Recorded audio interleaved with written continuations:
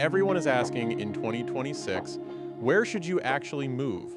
Not just dream about, but legally, sustainably, strategically build a life. Because visas are no longer just paperwork, they are geopolitical signals of who countries want and who they are quietly filtering out. Today, we compare 5 major destinations, Italy, Japan, Greece, Colombia, and Mexico, through one lens. Leverage not just cost of living, but how easy it is to enter, stay, and convert that stay into something permanent. And here's the twist. 2026 is not neutral. Across Europe, governments are tightening borders, even as they quietly expand legal migration pathways. Meanwhile, Latin America is rising fast, especially Mexico, as one of the most strategically flexible bases in the world right now. So this isn't just a comparison.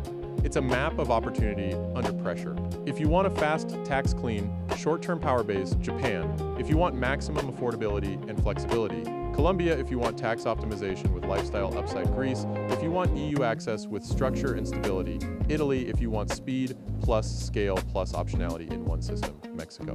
Because what actually matters is not where you go, it's how each country fits into your strategy. Europe is becoming selective but structured, Latin America is becoming open but uneven, and Mexico sits right in the middle of that shift, more structured than Colombia, but more flexible than Europe. Mexico is no longer just cheap and easy. It's becoming a hybrid system where you can enter fast, extend legally, and still maintain flexibility across borders. That's why it's exploding in 2026, not just for cost, but for optionality. Italy is the paradox of 2026, closing the door with one hand and opening a much bigger one with the other. On paper, it's one of the easiest places to enter legally right now, with roughly 500,000 work visas approved between 2026 and 2028. It reflects a deeper reality. Italy is aging fast and needs foreign workers to sustain its economy. But at the same time, Italy is pushing aggressive anti-illegal migration policies. So the message is clear. If you enter legally, you're wanted. If you don't, you will face one of the harshest systems in Europe, a country that still feels closed, but is quietly transforming underneath. Japan isn't opening broadly, it's selecting precisely highly skilled visas, technical pipelines, industry targeting. It's not easy to get in, but once you fit, you become extremely valuable. Japan is not a flexibility play, it's a precision tool sitting on the front line of Europe's migration system. Legal entry is becoming easier with simplified permit structures, but enforcement is tightening at the same time. Legal equals smoother, illegal, riskier. Greece offers lifestyle plus tax upside, but sits inside a volatile EU policy environment. Now, Latin America, where everything shifts. Colombia is your low-cost entry point. Easy visas, digital nomad pathways. Long stays. Mexico is not just easy entry anymore. It's becoming a strategic base layer. You get fast access, strong infrastructure in major cities, proximity to the US, and increasing financial integration. Compared to Colombia, Mexico offers more stability, stronger institutions, better global positioning, also more scrutiny, more internal regulation, and rising cost pressure in key cities. So the trade-off becomes clear. Colombia equals freedom plus cost advantage, Mexico equals flexibility plus structure balance. Now here's what most people miss, operating inside the system. That's the real game. Italy, slow bureaucracy, Japan, high expectations, Greece, inconsistent execution. Colombia, unpredictable enforcement, Mexico, flexible upfront, but tightening quietly over time. So the real question becomes, can you handle the system, not just enter it? Italy and Greece, structured incentives, Japan, rigid but predictable Colombia, low pressure, less consistency. Mexico, middle ground Mexico is especially interesting here. It doesn't offer the aggressive tax breaks of Greece, but it also doesn't lock you into rigid systems like Japan. It's becoming a financial middle zone, flexible enough to optimize, structured enough to stabilize. Italy and Greece, beauty plus friction, Japan perfection plus pressure, Colombia energy plus inconsistency, Mexico opportunity, plus rising complexity. There is no perfect destination. Now, here's where this gets powerful. You don't just pick one Colombia build, runway Mexico stabilize, plus expand Greece, optimize taxes, Italy secure EU-based Japan, execute at peak. Now each country has a job. Now the part nobody talks about, Japan, hard stop, Colombia breathing room, Mexico, flexible transitions, Greece and Italy, long-term pathways. Mexico stands out again here because it gives you movement. Not just entry, but repositioning options. So here's the real breakdown for 2026. If you want speed, Japan. If you want savings, Colombia. If you want tax leverage, Greece. If you want structure, Italy. If you want optionality, Mexico. The world is shifting from open migration to managed migration. Countries are no longer asking, do you want to come? They are asking, what do you bring and how well do you fit? So don't just choose a country, because in 2026, moving abroad isn't a lifestyle decision anymore. Hook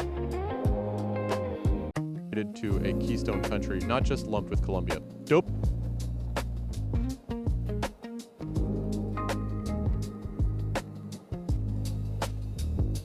Now let's talk about the long game, because entry is one thing, but permanence is where leverage compounds. Italy offers one of the clearest pathways. Long-term residency can convert into citizenship, but only if you maintain consistency. Miss one and the clock resets. Faster permanent residency for high-skilled profiles, but citizenship demands full commitment, language, cultural assimilation, and often giving up dual nationality. Flexible entry through income or investment with a slower but viable path to permanence. This is where things get interesting. Mexico doesn't force you into a rigid timeline. You can move from temporary permanent residency with far less friction than most systems. And that creates something rare. Colombia is similar on paper, but requires more active management over time. So the real question becomes, do you want a system that pushes you or one that lets you stabilize while you scale?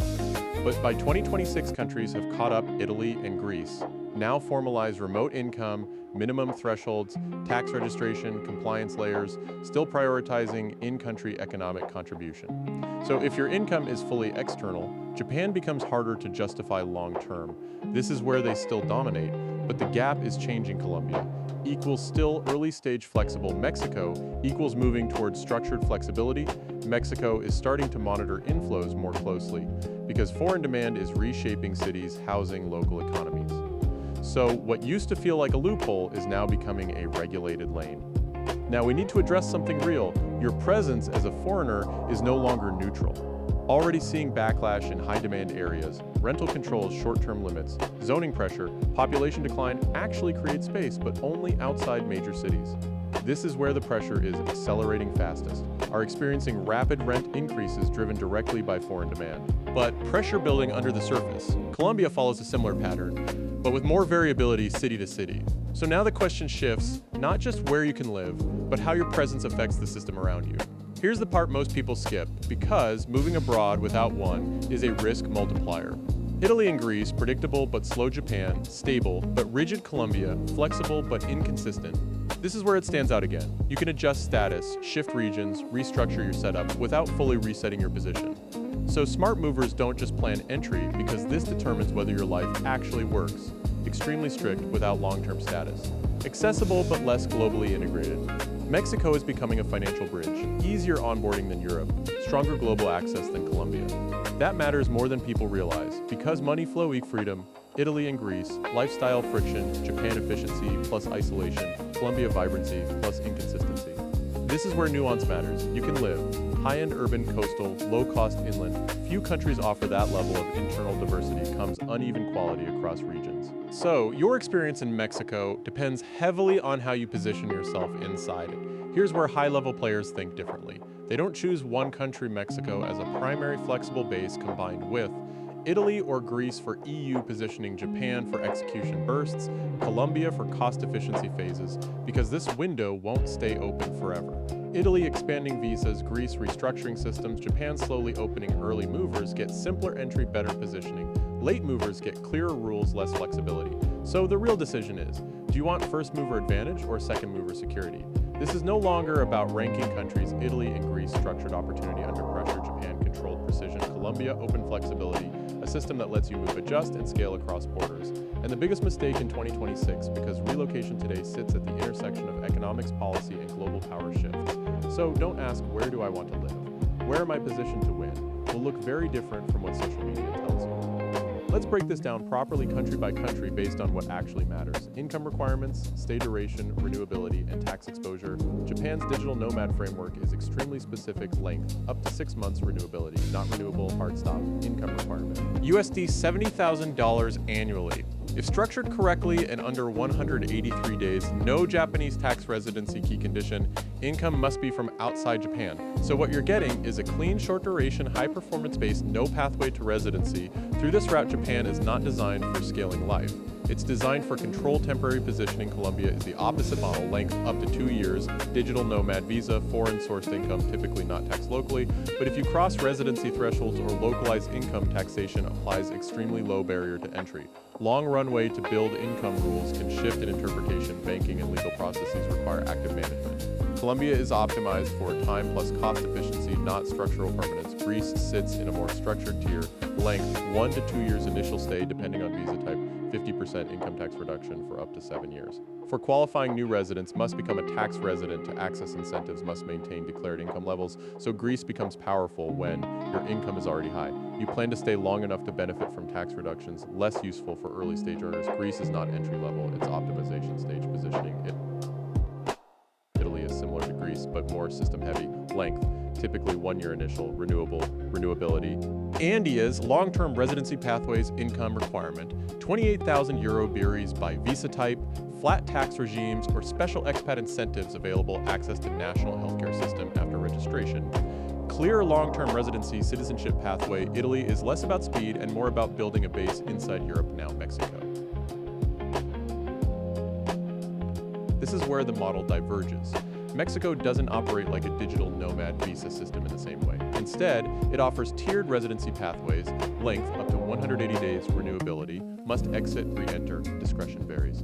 Tax exposure, none if not resident. This is why Mexico scales fast, instant access with minimal friction, length, 1 year renewable up to 4 years, triggered if you become a tax resident, 183 plus days or center of life. Can be obtained after 4 years or faster via certain qualifications. No forced immediate tax optimization structure, no rigid visa box like Japan, no heavy upfront filtering like Greece. Instead, you get a gradient system, enter fast, stabilize legally, scale into permanence mid-Mexico, 2,500 plus equivalent flexible middle ground Mexico. This is where mistakes happen because visa is not equal to tax status, key rule across all countries. Under 183 days, no tax residency, over full system exposure, local income or long stay, taxable, must become tax resident to access incentives. Benefits only apply with compliance, tax residency, triggered by presence or center of life. Global tax cooperation is increasing. Information sharing between countries rising. The stay under the radar model is disappearing. Japan. Elite 200 plus megabits per ultra stable Italy and Greece. Strong in major cities Mexico, strong in major hubs. Variable elsewhere Colombia, good, but not top tier Mexico stands out here again. When you strip everything down, each country is optimized for a different phase. Colombia runway plus cost efficiency, Italy EU integration plus stability. Most people try to pick the best country, but these systems aren't competitors, and Mexico is the only one here that can function across multiple stages at once: entry, midterm stability, and long-term optionality.